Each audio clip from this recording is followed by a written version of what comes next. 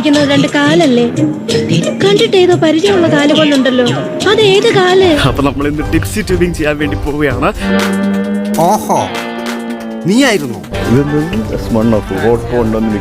Full mixing ആണ് നടക്കുന്നത്. എനിക്കിന്ന് നന്നായിട്ട് കുട്ടിച്ച് ഇങ്ങോട്ട് അർമാദിക്കണം. അങ്ങനെ നമ്മളെ വെണ്ടി വിട്ടിരിക്കുകയാണ്. റമ്മും കോക്കും, ഞാൻ ബിയർ. ഇന്നത്തെ ദിവസമെങ്കിലും എച്ചിത്തരം കാണിക്കാതിരിക്കും. കഴിഞ്ഞ ഞായറാഴ്ച ഞാൻ കുളിച്ചതാ, ഇനി അടുത്ത ഞായറാഴ്ച കുളിക്കാവൂ. വ്രതമുണ്ട്. എന്നെ കുളത്തിക്കൊണ്ടിട്ട കുളത്തിലെ മീനുകളെല്ലാം ചത്ത് പെരുവും. എന്നാ ഒരു നിറം എന്റെ മാതാവേ, പാലപ്പത്തിന്റെ നിറമല്ലായോ? ഹലോ, മധുരമില്ലാത്ത പായസം പോലെ. വെള്ളം കണ്ടിട്ട് കാലം കുറെ ആയി കാണുക. നമ്മൾ കല്യാണത്തിന് പിന്നീട് വെമ്പായത്തിന്ന് ഞാൻ പറഞ്ഞില്ലേ, വെമ്പായത്തിന്ന് ഈ സുധാരനെ വിട്ടു നമ്മൾ ആശുപത്രി പോലാണ്, മെഡിക്കൽ കോളേജിൽ. അയ്യോ, ആ കുടുംബം ഒരുപാട് കഷ്ടപ്പെട്ടല്ലേ. Life is nothing but a celebration of events. നമുക്ക് കിട്ടിയ ജീവിതം പരിപൂർണമായി ആഘോഷിക്കും. ഈ വന്ന ആൾക്കാരെല്ലാരും ഇവിടെ ഇറക്കിയിരിക്കുകയാണ്.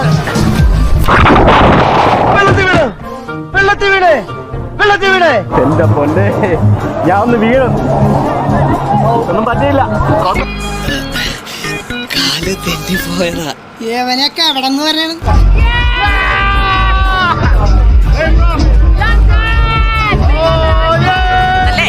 അരിഞ്ഞുകളയും. നിങ്ങളിങ്ങ് വാ. അതേതാണ് ആ പിശാച്? എന്റെ ഭാര്യയാണ്. എനിക്കിനി വീട്ടിൽ പോകാൻ പറ്റുമെന്ന് തോന്നുന്നില്ല. കുത്തി കുടുംബത്തിന് പുറത്തായി. നല്ല വെള്ളമടിക്കാൻ പറ്റിയ കാലാവസ്ഥയല്ലേ? ശരിയാ. അതെ, വേറെ വണ്ടി വന്നിട്ട് കുടിയന്മാരെ കൊണ്ട് കണ്ടാ നല്ല യോഗ്യന്മാരെ. 100 രൂപയ്ക്ക് 2 ഫുള്ള്.